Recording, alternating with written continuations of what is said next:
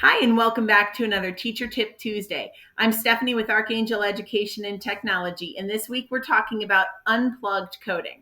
I want you to think back to your primary grades when you were learning about a compass rose, how to read directions. You were talking about cardinal and intermediate directions, north, south, east, and west, northeast, southeast, northwest, southwest, and you had to learn about the directions, which way they go.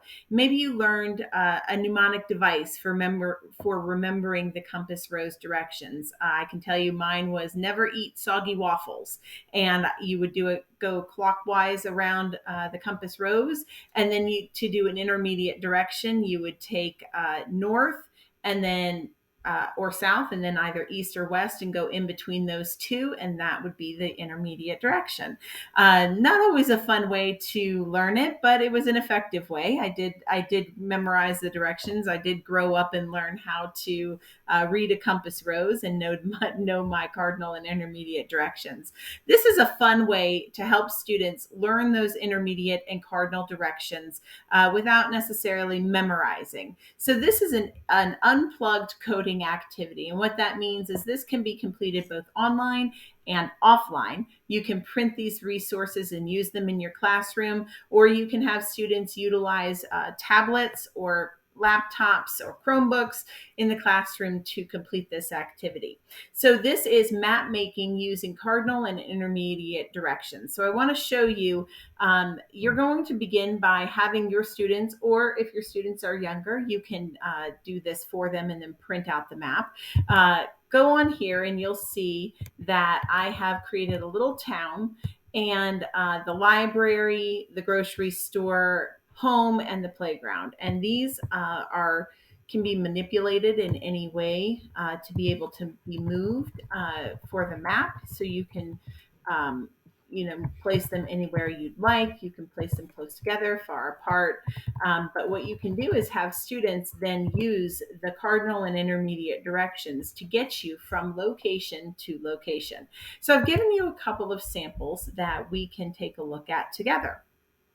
So code the directions from the playground to the grocery store. So when you look, I have also given you these directions, and then allowing the students to put in the shape right here into each of these boxes. And if they're unplugged and they're offline, they can actually write the directions in there. So step one, how would we get from the playground to the grocery store? Well, let's take a look.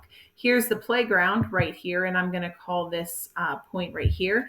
And what I want to do is I'm going to ask them to use at least 2 cardinal directions and 1 intermediate direction when giving me an unplugged coding for getting to the location. So I'm going to go north, north.